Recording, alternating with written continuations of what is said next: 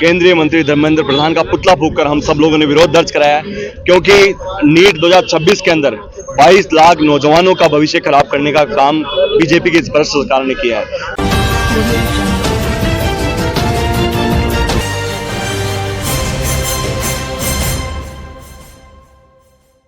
Party paper leak मामले में नंगी हो चुकी है और धर्मेंद्र प्रधान जी खुद एक्सपोज हो गए दुनिया के सामने।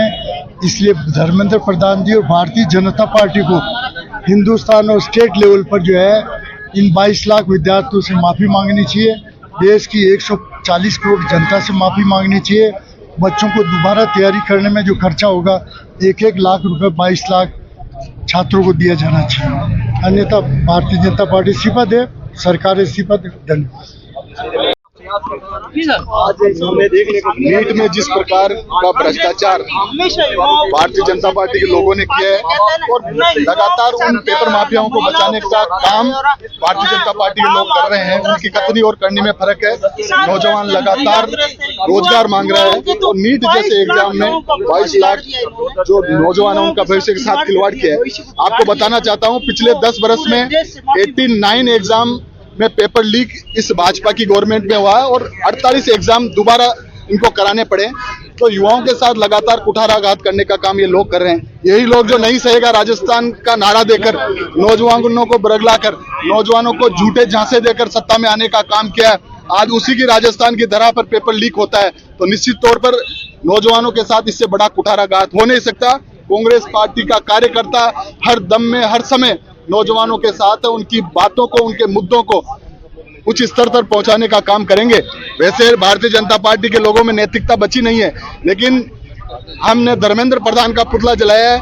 उनको इसकी जिम्मेदारी लेकर अपने पद से, शिक्षा मंत्री के पद से इस्तीफा देकर नौजवानों को एक संदेश देना चाहिए और नौजवानों के साथ, उनके भविष्य के साथ, उनके सपनों के साथ खिलवाड़ नहीं होना चाहिए। आप और हमको पता है कि कैसे नौजवान पढ़ता है, कैसे एक पिता कर्ज लेकर अपने बेटे को पढ़ाता है, कैसे एक माता अपने गहने बेचकर उस नौजवान के सपनों को साकार करने का काम करती है।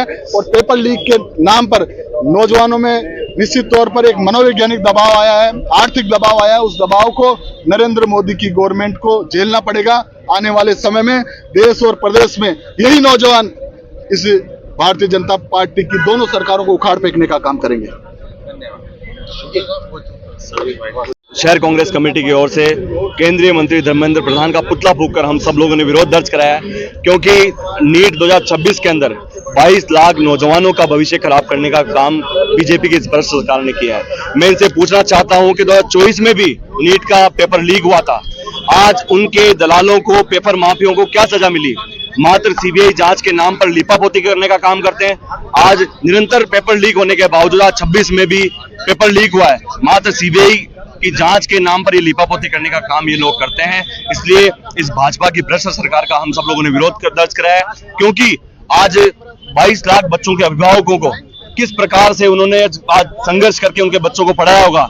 जो आज बच्चा फर्स्ट से 10th रैंक आया होगा, उसका किस प्रकार से दिल टूटा होगा, क्योंकि इतनी महंगाई के जमाने में, इस मोदी सरकार के इस जमाने में, इतने भ्रष्ट सरकार के जमाने में आज बच्चों को पढ़ाना बड़ा मुश्किल है। लाखों रुपए कर्ज कर करके माँ बाप अपने बच्चों को पढ़ाते हैं, लास्ट में पता चलता है कि पेपर लीक हो गया।